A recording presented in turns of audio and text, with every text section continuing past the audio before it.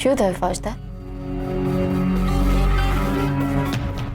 કેસર, મારે તારી સાથે વાત કરવી છે.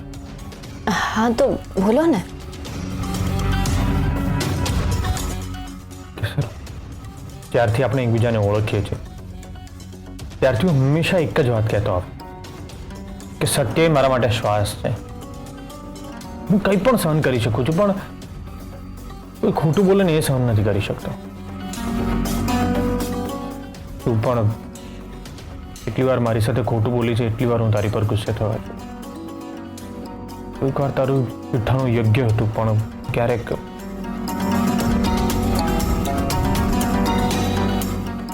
હવે મને સમજાય છે કે માણસ ખોટું બોલે. ઇનફેક્ટ કોઈક વાર એને ખોટું બોલવું પડતું હોય છે અથવા બોલાઈ જાય છે, કારણ કે સામે પરિસ્થિતિ જેવી હોય છે. કદાચ ખોટું બોલીને એટલું નુકસાન નહીં થતું હોય જેટલું સાચું બોલીને થતું હશે. એટલે હું જો ને તારા જ લોજિક તને સમજાવું છું, અને હવે મને સમજાઈ ગયું છે કે સાચું બોલીને સામેવાળાને દુઃખી કરવા કરતા ખોટું બોલવાનો પર્યાય વધારે યોગ્ય લાગે. કે સર, આપણા બંનેની લાઈફમાં છે ને ગમે ત્યારે જો એવી પરિસ્થિતિ આવે કે આપણે બંને એકબીજા સાથે ખોટું બોલવું પડે અથવા તો ખોટું બોલાઈ ગયું હોય, તો આપણે એને ઇગ્નોર કરીશું. તને આશ્ચર્ય થતું હશે કે હંમેશા સત્યનો આગ્રહ રાખનાર વ્યક્તિ આજે આ બધી વાત કરી રહ્યો છે. અને ઘણું વિચાર્યા પછી હું તને આ બધું કહી રહ્યો છું.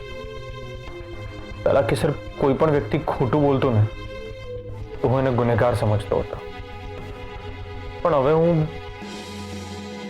હું બદલાઈ ગયો. ઇનફેક્ટ એવું કહી શકાય કે આ બધી બાબતોમાં હું થોડો વધારે મેચ્યોર થઈ ગયો છું. સર, માણસ સામે એવી પરિસ્થિતિ આવે છે કે એની ગમે એટલી ઈચ્છા હોય પણ સાચું નથી બોલી શકતો, એટલે ખોટું બોલવું પડે. બીજું એ કોઈ ઓપ્શન જ નથી રહી શકતો. હું પણ ક્યાં અડધી રાત્રે આ બધી વાતો કરવા બેઠો. ચલો તું સુઈ જા. સોરી, તો મારે તને આવું બધું કહેવું હતું ને એટલે. સોરી, તું સુઈ જા.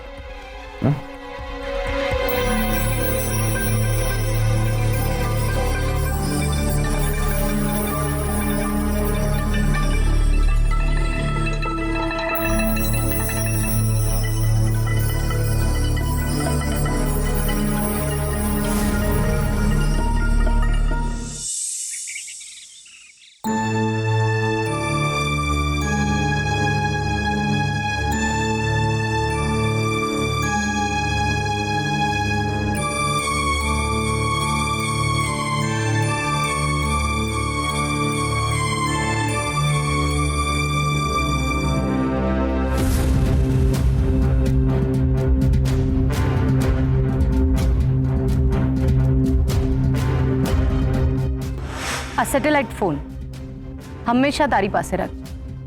હવેથી તારા મોબાઈલ પરથી મેસેજ, કોલ, વોઇસ કોલ અને વિડીયો કોલ કંઈ જ ના કરતું. હવે આપણું જે પણ કમ્યુનિકેશન થશે એ આના પરથી જ થશે. અને આ ટ્રેક નથી થઈ શકતું. આપણી ઇન્ફોર્મેશન લીક નથી થઈ શકતી. કોઈ વાત રેકોર્ડ નથી થઈ શકતી. આઈ નો. ગુડ. અને બીજી એક વાત, આઈ એમ ઇમ્પ્રેસ્ડ. તારી પત્ની માટેનો તારો પ્રેમ જોઈને. Thank you. બટ આ ફોન વિશે એને ખબર ના પડે તો હું વધારે ઇમ્પ્રેસ થઈશ. Don't worry. ગુડ.